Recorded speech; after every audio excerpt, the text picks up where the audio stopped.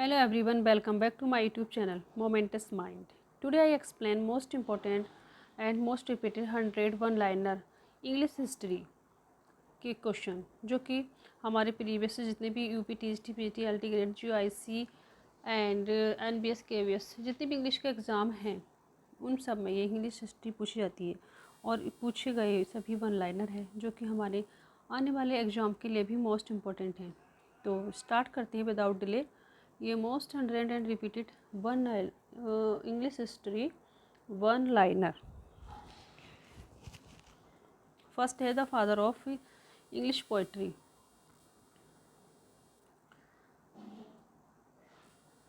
The father of English poetry को किसके नाम को the father of English poetry के नाम से किसको जाता है? जोफ्री चौसर को। एंड नेक्स्ट सेकंड है the first English tragedy Gorboduc, Thomas Norton and Thomas Sackville. First English tragedy जो थी वो किसने लिखी थी? गोरबोडक एंड थॉमस, जो कि गोरबोडक थी जिनको लिखा था Thomas Norton and Thomas Sackville ने। थर्ड क्वेश्चन है the first English comedy. First English comedy थी राल्फ डॉयस्टर निकोलस उडाल द्वारा लिखी गई थी। द फर्स्ट इंग्लिश नॉवल था Pamela, written by Samuel Richardson. The first English romantic novel, first English romantic novel कौन सा था? The castle of Otranto by Horace Walpole. The father of English novel, the father of English novel के नाम से किसको जानते हैं? Henry Fielding को। And the father of English essay, the father of English essay के नाम से जानते हैं हम फ्रांसिस बेकन को। और the prince of English essay के नाम से जानते हैं चार्ल्स डिकन्स को, चार्ल्स नेम को। The father of modern English poetry Geoffrey Chaucer, Geoffrey Chaucer को मॉडर्न इंग्लिश पोइट्री का फादर कहा जाता है, रिनेसांस का फादर कहा जाता है। और अभी हमने कौन सा क्वेश्चन पढ़ा था? फादर ऑफ इंग्लिश पोइट्री का भी कहा जाता है। ये क्वेश्चन रिपीट हो गया। The father of blank verse, the father of blank verse के नाम से किसको जाना जाता है? Henry Howard Earl of Surrey को।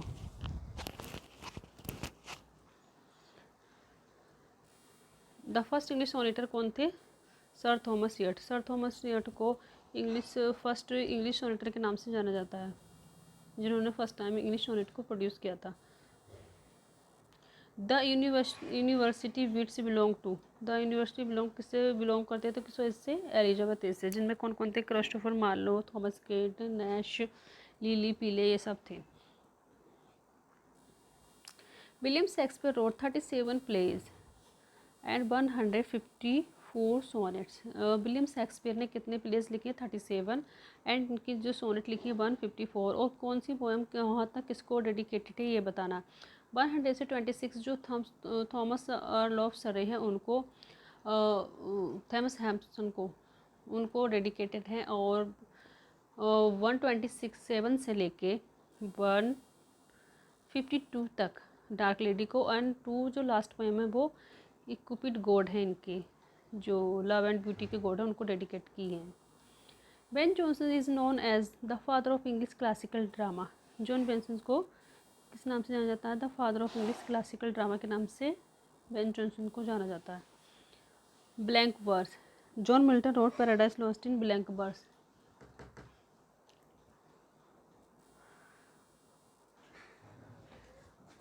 जॉन मिल्टन ने पैराडाइज लॉस्ट किस में लिखी है? ब्लैंक वर्स में। The Restoration Age began in 1660। Restoration Age जो थी वो कब से स्टार्ट हुई थी? 66 से। The glorious revolution took place in, जो जो रिवॉल्यूशन ग्लोरियस रिवॉल्यूशन थी वो कब स्टार्ट हुई थी? 1688 में। The Augustan Age, the Augustan Age also called the as of Pope. Augustan Age also called the as of Pope के नाम से किसको जाना जाता था? अगस्टन एज को। Alexander Pope wrote the Rape of the Lock. The Rape of the Lock को किसने लिखा था? अलेक्जेंडर पोप ने लिखा था, जो कि बहुत ही ग्रैंड स्टाइल में लिखी गई थी, बहुत ही एक ट्रिवियल टॉपिक पे। ट्रिवियल मतलब एक ही तो छोटे मोटे टॉपिक पे हम बहुत अच्छे एलिब्रेट करके किसी टॉपिक को लिखते हैं तो उसको मोक टॉपिक कहते हैं, as a funny way. Daniel Defoe wrote, Daniel Defoe ने क्या लिखा था? Robinson Crusoe. रॉबिन्सन क्रूसो किसने लिखा था? डेनियल डॉफी ने। गुलिवर ट्रैवल्स, गुलिवर ट्रैवल्स किसने लिखी है? जोनाथन स्विफ्ट ने। The romantic as officially begin with, कब स्टार्ट की थी? Lyrical ballad. The romantic as जब स्टार्ट की थी, जब से लिरिकल बैलेड पब्लिश हुआ था। लिरिकल बैलेड को किसने पब्लिश किया था और उसमें किसकी पोएम थी? William Wordsworth and S T Coleridge की। Wordsworth is called poet of nature. S T Coleridge the rime of the ancient mariner. The rime of the ancient mariner किसने लिखी है? एस टी कॉलरिज ने, जिसमें lyrical ballad को publish किया गया उसमें ही ये पोएम भी पब्लिश हुई है। PB Shelley is known as the poet of revolution. PB Shelley को द पोएट ऑफ रिवॉल्यूशन के नाम से जाना जाता है क्योंकि ये बहुत ही लॉजिकल सोचते थे और वे किसी भी बात पे ऐसे बिलीव नहीं करते थे जैसे कि और लोग करते थे। ये मतलब गॉड पे भी बिलीव नहीं करते थे। ये क्या थे? एथिस्ट थे। एथिस्ट मतलब अनिश्वरवादी, जो कि इसे ईश्वर में विश्वास नहीं हो, नास्तिक। John Keats is called the poet of beauty. और जॉन किट्स भी रोमांटिक एज के पोएट हैं और उनको द पोएट ऑफ ब्यूटी कहा जाता है। उनको द पोएट ऑफ ब्यूटी इसलिए कहा जाता है क्योंकि इन्होंने ज़्यादातर इमोशनली और लव के ऊपर डिपेंड पोएम लिखी है। The Victorian as begin in, the Victorian as थी वो कब स्टार्ट हुई थी? 1837 पे, और लास्ट कब हुई थी? 1901। Charles Dickens is known as, Charles Dickens को the great novelist of the Victorian age के नाम से जाना जाता है। Thomas Hardy is known as the Wessex novelist. Thomas Hardy को द बेसेक्स नॉवलिस्ट के नाम से जाना जाता है, फेमस है। George Eliot real name was Mary Ann Evans. George Eliot क्या थी? एक लेडीज़ थी जो कि मेल के अपना नाम चेंज करके पोएम लिखती थी। इनका रियल नेम था Mary Ann Evans. The Bronte sister were Charlotte, लॉट, Emily and Anne Bronte. Emily and Anne Bronte ये 3 सिस्टर थी जो कि ब्रोंटे सिस्टर के नाम से फेमस थी। Emily Bronte wrote Wuthering height.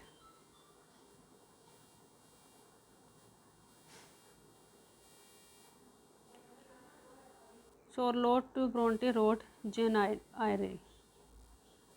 Oscar Wilde wrote, Oscar Wilde ने ऑस्कर वाइल्ड ने क्या लिखा है? The importance of being earnest. Thomas Carlyle wrote, Thomas Carlyle ने क्या लिखा है? शार्ट और रिचार्टस। शॉर्ट और रिचार्टस को किसने लिखा? थॉमस कार्लाइल ने। Culture and anarchy, culture and anarchy जो है ये एक बहुत ही फेमस पोएम है जो कि किसने लिखी है? मैथ्यू आर्नोल्ड ने। पोएट लॉरेट ऑफ इंग्लैंड, तो अल्फ्रेड लॉर्ड टेनिसन को पोएट लॉरेट कब बनाया था? 1950 ने, आफ्टर विलियम वर्ड्सवर्थ। और ये है विक्टोरियन एज के पोएट हैं और इनको 1950 में 1950 में पोएट लॉरेट बनाया गया था इंग्लैंड का। Robert browning is famous. Robert browning को मतलब ड्रामेटिक मोनोलॉग के नाम मतलब से फेमस माना जाता है। इन्होंने ड्रामेटिक मोनोलॉग को इंग्लिश में अपने वर्क में यूज किया था। Eliza Barrett Browning wrote, Eliza Barrett Browning ने क्या लिखा है? Sonnet from the Portuguese.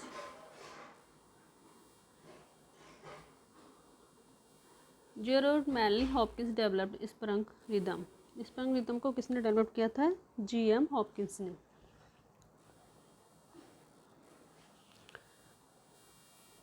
The pre Raphaelite movement was led by, the pre Raphaelite movement को किसने लीड किया था? किसने स्टार्ट किया था? किसने मतलब उसको डेवलप किया था? दांटे गैब्रिएल रोसेटी इसके संस्थापक थे, founded. The modern age began in, modern age जो थी वो कब स्टार्ट की गई थी? 1901। 1901 मतलब 1901 में स्टार्ट की गई थी, जब क्वीन विक्टोरिया की डेथ के बाद, जब वो विक्टोरियन एज एंड हो जाती है तो मॉडर्न एज स्टार्ट हो जाती है। The first world war lasted from, the first world war जो टाइम था, ड्यूरेशन था, वो कब से कब तक था? 1940 से 1980 तक। T S Eliot wrote the Waste Land. T S Eliot ने क्या लिखा? वेस्टलैंड बहुत ही फेमस पोएम है, जो कि इंग्लैंड की जो क्रांति उसके ऊपर डिपेंड करती है, लेकिन इस पोएम को कब पब्लिश किया था? 1922 में। T S Elliott receive the Nobel prize in 1948। T S Eliot ने नोबेल प्राइज़ कब प्राप्त किया था? 1948 ने। W eats the receive the Nobel prize in 1923। W Yeats ने कब ये प्राप्त किया था? 1923 ने, 3 में, एंड 1932 में जॉन गोल्सवर्दी ने। James Joyce wrote Ulysses. Ulysses को किसने लिखा है? जेम्स जॉयस ने, जो कि बहुत ही फेमस और बहुत ही इम्पोर्टेंट पोएम है। एक ही जॉयस वर्क है, लेकिन अल्फ्रेड लॉर्ड टेनिसन ने यूलिसिस लिखी है। वो बहुत बड़ी लॉन्ग पोएट है, जो कि बहुत अच्छी इंस्पायरिंग पोएट है। Virginia Woolf associated with stream of consciousness. Virginia Woolf किससे एसोसिएटेड थी? Stream of consciousness. D H Lawrence. D H Lawrence wrote Sons and Lovers. Sons and Lovers किसने लिखा? डी एच लॉरेंस ने। A passage to India. A passage to India किसने लिखा? M Forster ने। Animal Farm से 1984 को किसने लिखा? George Orwell wrote. Animal Farm है 1984 बहुत ही फेमस इमेजरी है, जो कि जॉर्ज ऑरवेल द्वारा लिखी गई है। एडल्ट Huxley wrote brave new world. Brave new world को किसने लिखा है? एडल्ट सक्सले ने। Waiting for Godot. Waiting for Godot को किसने लिखा है? Samuel bucket. सैमुअल बकेट ने लिखी है waiting for Godot. Harold Pinter receive the Nobel prize in सन 2005 में। 2005 में जो नोबेल प्राइज़ प्राप्त किया था वो किसने किया था? हैरोल्ड पिंटर ने। Look back in anger. Look back in anger को किसने लिखा है? जॉन ऑसबॉर्न ने। The theatre of absurd is associated with. The theatre of absurd किससे एसोसिएटेड था? सैमुअल बकेट से। सैमुअल बकेट से जो थिएटर ऑफ द अपसर्ड था, ये सैमुअल बकेट से रिलेटेड था। और next question, the angry young man movement began. The angry young man movement began in the 1950s में स्टार्ट हुआ था the angry young man movement. The Bloomsbury group include. The Bloomsbury group में कौन कौन include था? Virginia Woolf and M foster.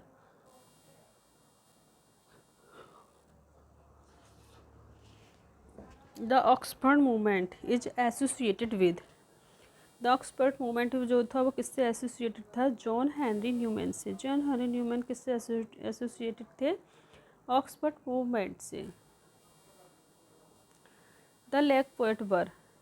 Lake poet में जो romantic as के लोग के पोएटों को लेक पोएट के नाम से जाना जाता था, उसमें 3 पोएट इंक्लूडेड है। फर्स्ट ऑफ नाम जो आता है वो वर्ड्सवर्थ के आता है, फिर कॉलेरिज एंड साउदे का।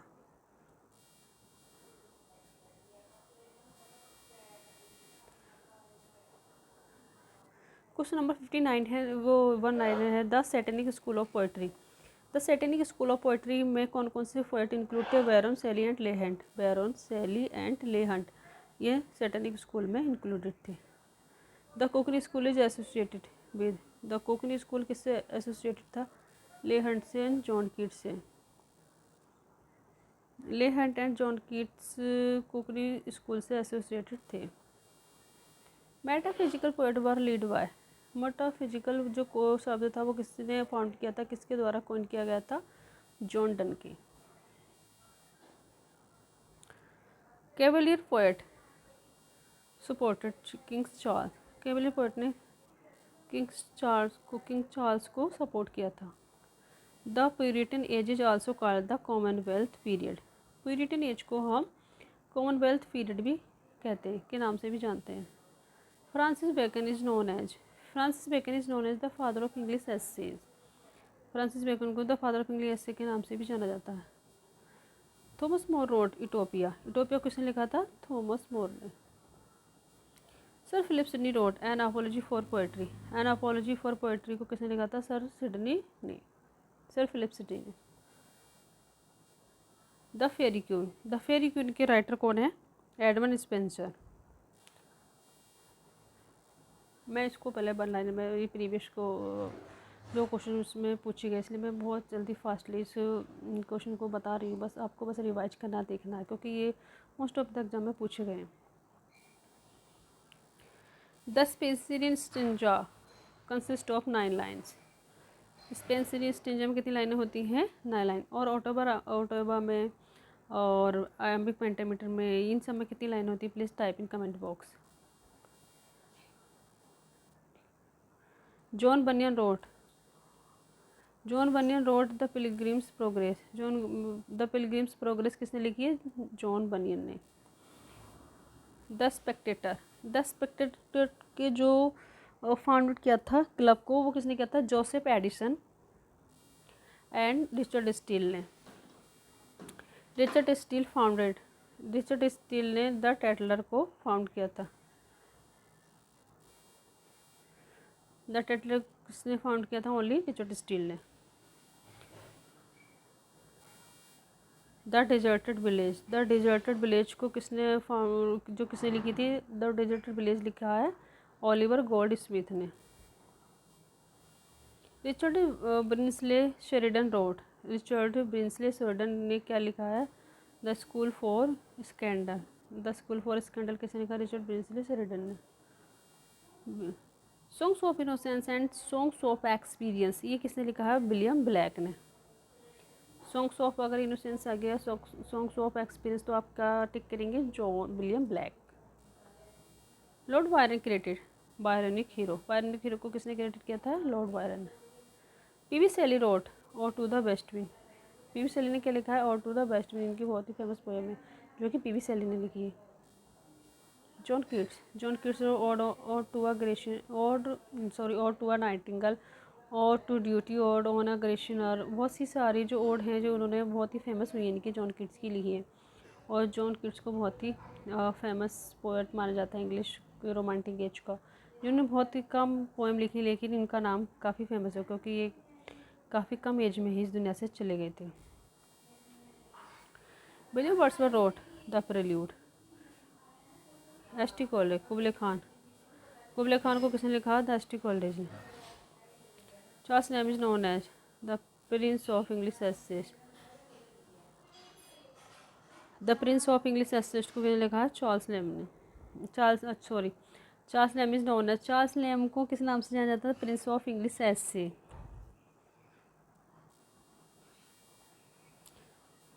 Confessions of English opium eater.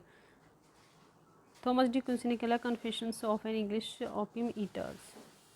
Modern painter किसने लिखी है? John Ruskin wrote modern painters. Aestheticism किससे एसोसिएटेड था? Walter Pater is associated with aestheticism, और एस्थेसिज्म के एक लिए बहुत बड़ा वो है कि इडियम फ्रेज है, आर्ट्स फॉर आर्ट्स से की है। Next the slogan arts for arts sake is associated with aesthetic movement. जॉय Bernard Shaw receive the Nobel prize 1925 में नोबेल प्राइज किसने प्राप्त किया था? जॉर्ज वर्नर शॉ ने। 1932 में गर्ल्सवर्दी ने और 1923 W.B. ईट्स ने। Galsworthy wrote the Forsyte saga. John Galsworthy received the Nobel prize in 1932। The movement poets emerged in 1950s। Philip Larkin was leading. Philip Larkin ने किस मूवमेंट को कॉइन किया था, स्टार्ट किया था? Movement poet. Ted Hughes was poet from. Ted Hughes जो poet laureth बने थे वो कब से कब तक हुए थे? 1984 से 1998 तक। Samuel Henry received the Nobel prize. Seamus Heaney Seamus हेने रिसीव द नोबेल प्राइज़ 1995 में सीमस हेने ने नोबेल प्राइज़ प्राप्त किया था। मिडनाइट चिल्ड्रन किसने लिखी है? सलमान रश्दी ने। मिडनाइट चिल्ड्रन एक बहुत बच्चों के लिए बहुत ही फेमस बुक है जो कि मिडनाइट और सलमान रश्दी ने लिखी है। This novel receive the Nobel price 2001 में। सन 2001 में जो नोबेल प्राइज़ प्राप्त किया था वो किसने किया था? B.S. नयपॉल ने। Kazuo Ishiguro receive the Nobel prize in 2017 में। सन 2017 में जो नोबेल प्राइज़ किया है वो किसने किया है? काजुओ इशिगुरो ने। The Nobel prize in literature was first awarded. जो सबसे पहले नोबेल प्राइज़ अवार्ड किए गए थे वो कब किए गए थे? 1901 में 1901। Renaissance is also known as, Renaissance को और किस नाम से जानता था? एज ऑफ शेक्सपियर और the as of reformation awaken और बहुत से द एज ऑफ एलिजाबेथन, इन सब के नाम से रेनेसा को जाना जाता है। The new classical age emphasised reason and order. जो न्यू क्लासिकल एज थी वो किस पे जोर करती थी? रीजन एंड ऑर्डर पे। एंड रोमांटिसिज्म एम्फसाइड, रोमांटिसिज्म जो एज थी उसने किस पे ज़्यादातर जोर दिया है? वो इमेजिनेशन एंड इमोशंस पे, क्योंकि हमारी कल्पनाओं में बहुत शक्ति होती है जिसे हम फीलिंग के द्वारा हम बहुत सी चीज़ों को प्राप्त कर सकते हैं। ये रोमांटिक एज का मोस्ट ऑफ द करेक्टरिस्टिक थे। Modernism emphasised experimentation and fragmentation. Experimentation and fragmentation किससे एसोसिएटेड थे? मॉडर्न से। एंड लास्ट 100 क्वेश्चन है हमारा, 101 लाइनर है। Post modern is characterise by irony, paradox and intertextuality. Irony, paradox and intertextuality main characters थे post modern age के। और आज ही मैंने 100 most important most repeated one liner English history के कुछ वन लाइनर एक्सप्लेन किए हैं जो कि बहुत ही इंपॉर्टेंट है। और ये हमारे मोस्ट ऑफ द सभी ये सारे इतने इंपॉर्टेंट है कि सभी एग्ज़ाम में पूछे गए हैं और रिपीटेड होते रहते हैं। ये कहीं ना कहीं एग्ज़ाम में आते रहते हैं, इसलिए आप सभी इस वीडियो को 1-2 बार देखें और रिवाइज करें और रिवीजन के तौर पे इस क्लास को लें, क्योंकि कभी कभी हम रिवीजन नहीं कर लेते हैं तो फिर हमारी बहुत सी चीज़ें ऐसी भूलते जाते हैं, छूटती जाती है, इसलिए हमें रिवीजन साथ में करते रहना चाहिए।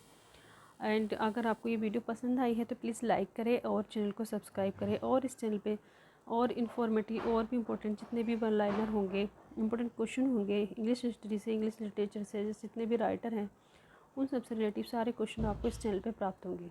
And thanks for watching this video.